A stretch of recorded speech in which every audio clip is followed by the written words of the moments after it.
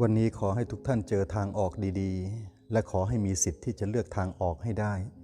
ชีวิตเมื่อเราจะออกทางไหนก็ขอให้ออกไปแล้วอย่าพบเจอแต่ทางที่ตันๆขอให้ชีวิตไม่ตันขอให้ทางออกของชีวิตวันนี้ที่ตัดสินใจเลือกแล้วเป็นทางเลือกที่ดีและตัดสินใจด้วยศีลด้วยธรรมด้วยการไตร่ตรอง